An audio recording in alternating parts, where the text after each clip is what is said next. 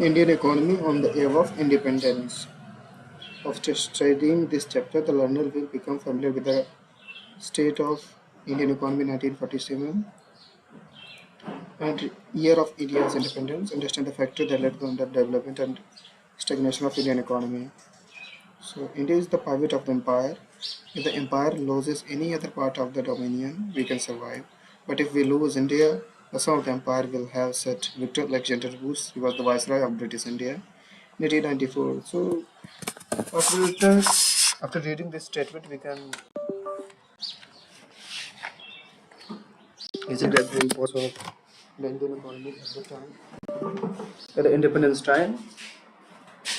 And the primary objective of this book, Indian Economic Development, is to familiarize you with the basic features of Indian economy and its development. As it is today in the aftermath of the independence, after it is equally important to know something about the country's economic past, even as you learn about its present state. Hold on.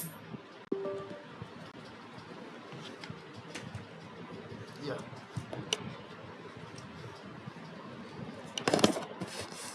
It is equally important to know something about the country's economic past,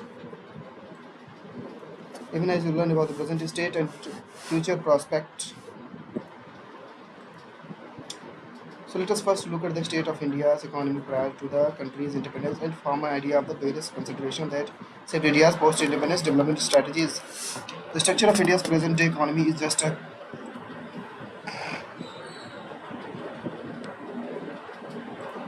sorry, hold on.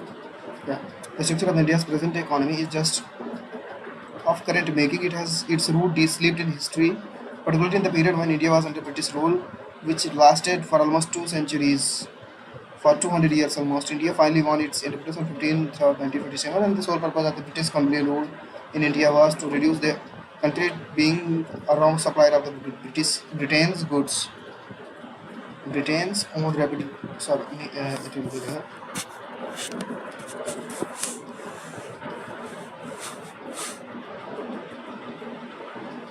Great Britain's own rapidly expanding modern industrial base. As at the time we know that there was industrial revolution in Britain and in European countries. So what they try to use the India as their market.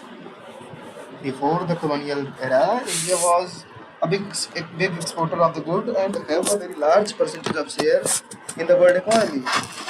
But during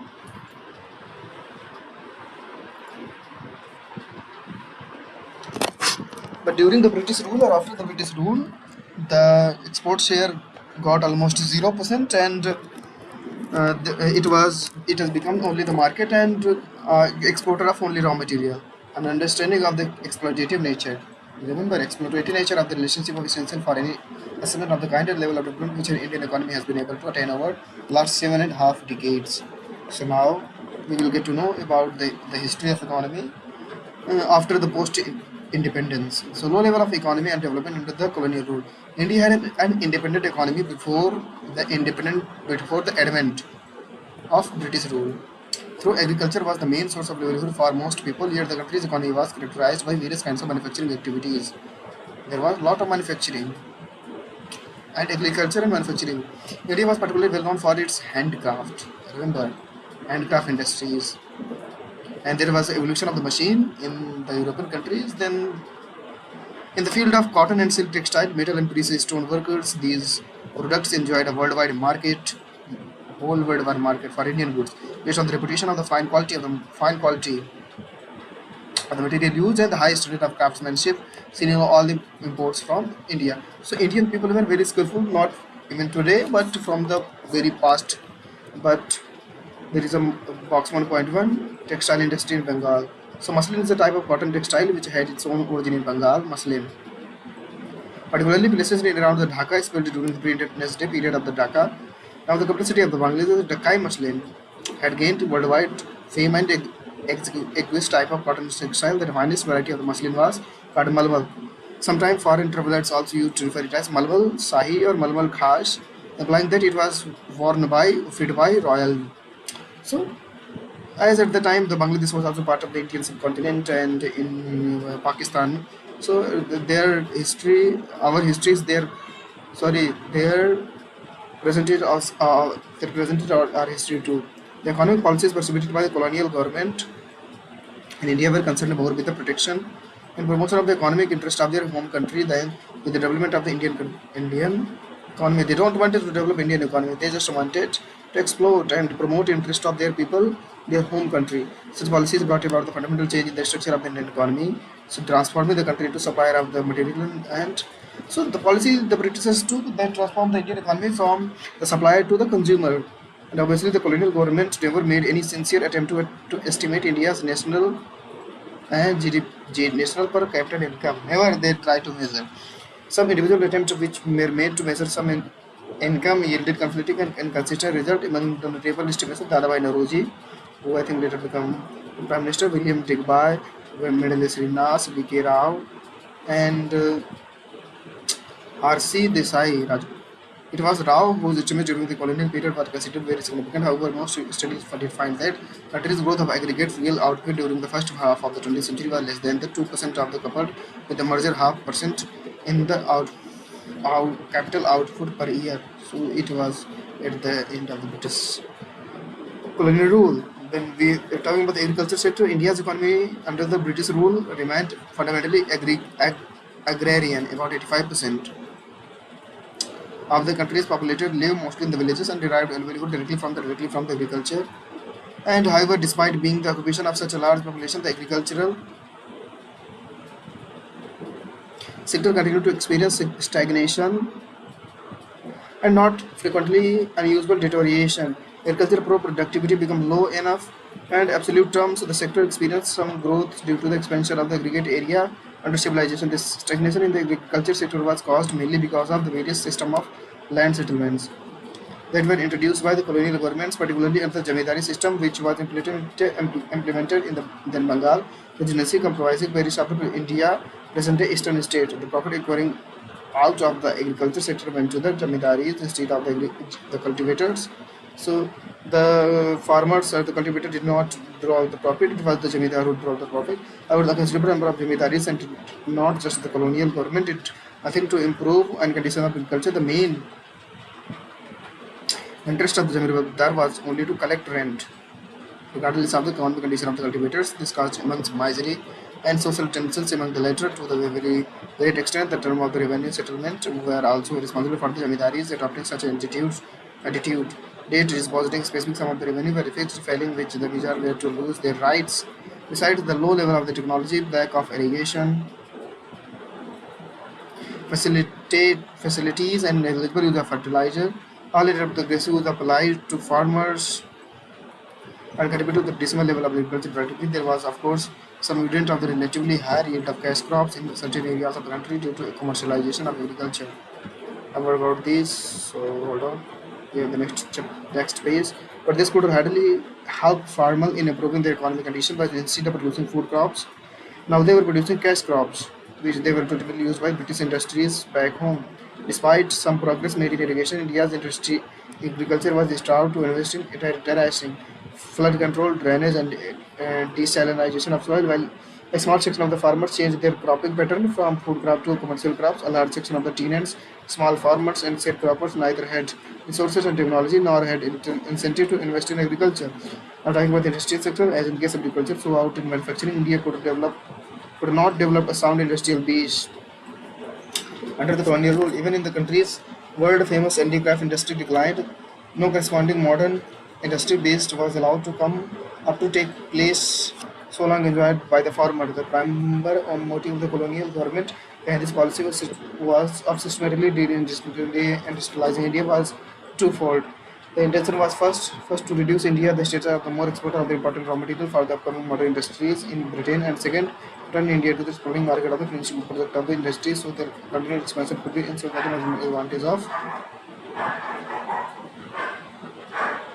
their home country Britain. In the upholding economic scenario, the decline of the indigenous handicraft industry created not only massive unemployment in India, It also newly wanted the new consumer market, which was now deprived of the supply of the locally made goods. This demand was profitably met by the increased import of the cheap manufactured goods from Britain. During the second half of the 19th century, modern industry began to take root in India, but progress returned very slow. Initially, this development was confined to the city of the cotton and jute textile mills. The cotton textile mills, mainly developed by Indians, were located in the western part of the economy, where Maharashtra and Gujarat, while the jute mills dominated by the farmer were mainly concentrated in Bengal. Subsequently, the iron and steel industry began coming into the beginning of the 18th century. The Tata Iron and Steel Communities Co. was incorporated in 1907, and a few other industries in the field of sugar, cement, paper, etc. coming to the Second World War. However, there was hardly any capital good industry to help promote further industrialization in India. Capital good industry means industry which can produce machine tools which are in turn used to produce articles for current consumptions.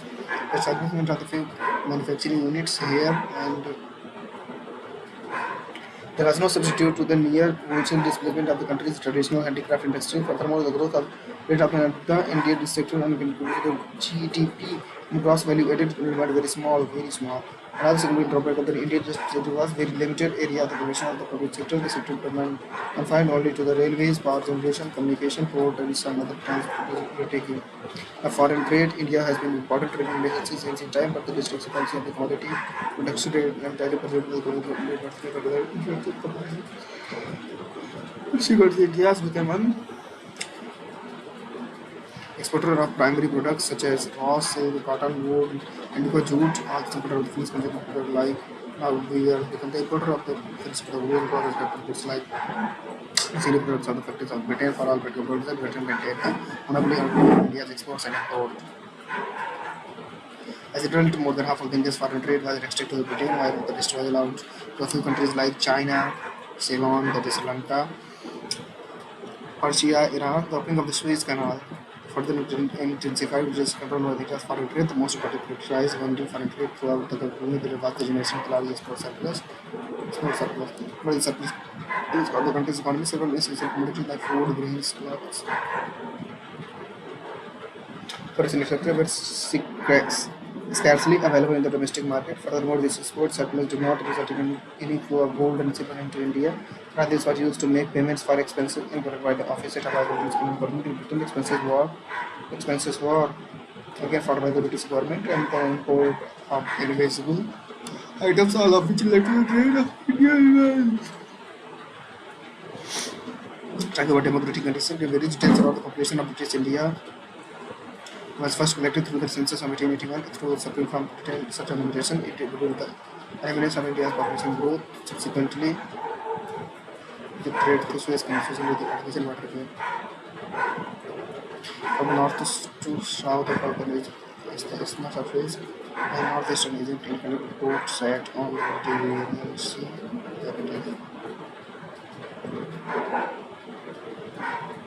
It has by a direct route from sea to European and American ports and between Portugal and East Asia, where single miles with the need of sail around the figure, it's really one of the most important startups in the world. It is a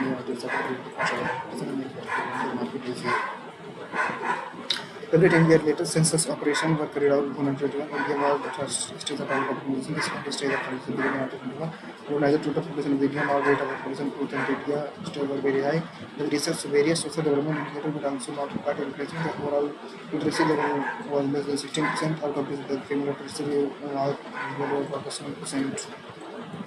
The facilities were either private to large and population and highly integrated and public water and diseases were rampant to abuse to one of the life. The moment of the overall mortality rate was very high, and in that, particularly the infant mortality rate was quite alarming.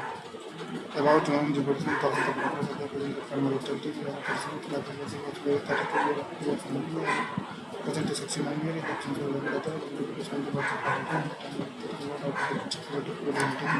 Period, then about 40% of all the British population by the time of the national structure.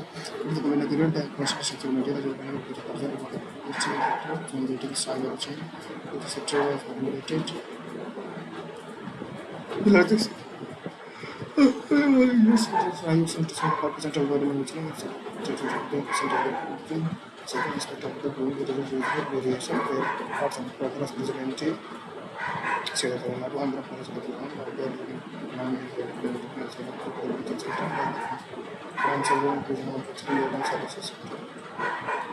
there have been increase in the share of the workforce, eligibility to the state as a terms of producer of this kind of infrastructure and the community regime based infrastructure road, water transport, post and telegraphs did develop. Did the Unity and the government were not equal which need to the subset of various common interest. The construction will be applied with the bench of the road and market for the modern transport national the boundaries of the proposal road license are within the area and from the raw material. Consider the latest railway station report of the Santa Cruz far away land where the to farming to extras in the with more than 8 centers of the road to each out of the rural areas during the rainy season. And naturally, the rural people mostly living in the area suffer variously during natural calamities and families. British introduced the railways in India in 1850 and is considered one of their most important contributions. The railway considered the structure of the parliamentary republic, one of the country having each people to take long distance travel and therefore weak geographical and cultural variance. On the hand, it fostered consolidation of the Indian culture of the president self-influential of the religious politics in India. However, indigenous food did not place the benefit of the Indian people, social benefit, which we could gain confidence in the railways that the settlement by the entries will become class. Along with the development of the road and the railway, the railway dispensation of the two major in and trade and civilian. Our two traces were part of the deputy, the type the border. Canal was built on the hills close to the government exchequer that reflect the railways with so following the added to the canal in the way to London, the introduction of the expensive system of graph materials and that is a law and order. Also, there is an idea of the authorities by the mathematical knowledge simply the paper that is to have was already not already in the company and the order of the software and the organizations. University and national current area